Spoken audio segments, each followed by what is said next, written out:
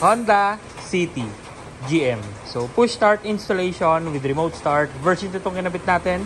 May free mobile application na to, and then nag-avail na rin si sir ng trunk release natin.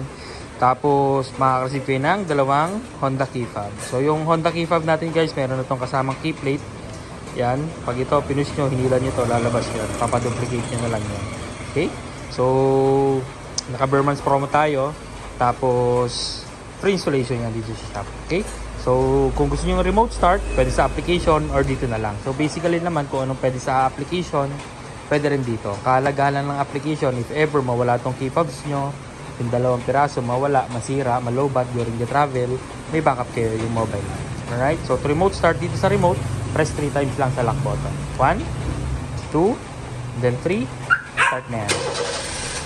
Okay? Tapos pasok tayo sa loob.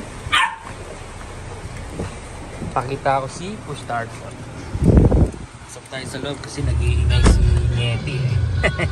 Tumatahol eh. Kailangan natin yung sounds. Wala tayo mga-copyright. Alright? Tapos yun. Pag in-start mo na yung kotse mo, pumasok sa loob, tumapa ka ng brake, auto lock lahat ang doors, and then even naka-andar, pwede ka mag-unlock, pwede ka mag-lock sa key fob. Okay? So kagandahan yan, if ever may bibiling ka lang sa mga 7-Eleven, mini stop, or may kakausapin ka saglit sa labas para hindi ka masalisihan, paglabas mo, ilock mo sa remote, magagawa mo yan. Kasi sa stock system, hindi pwede yan. Kailangan nyo papatayin yung makina nyo para mailock nyo siya from the outside. Alright? Tapos, ito yung button natin. Pakita ko lang sa inyo. Ito yung itsura nya. Kulay red yung illumination pag naka-on. And pag accidentally napindot, hindi po namamatay yung kotse. Alright? Then matic transmission, park lagi, tsaka handbrake. Kapag naka-driver, naka-reverse, hindi nyo siya mapapa-start. Okay?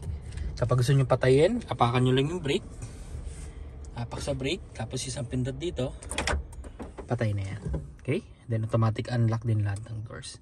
Pag gusto mong start, apak sa brake, isang pindot, start na rin yung makina mo. So ganun lang siya ka-basic gamitin. Alright?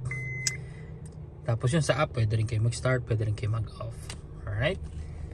Patay natin uli. Ayan. Ito yung itsura ng button natin pag naka-off. Kulay black.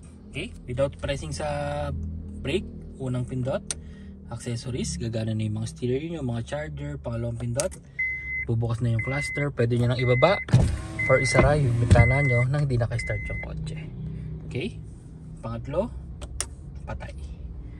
Alright, so napaka basic lang niya gamitin. So 2 years warranty to guys. Naka Burman's promo tayo. Guaranteed clean wirings, quality installation, and then free back to zero fumigation pa after the installation. So maraming salamat. Bye!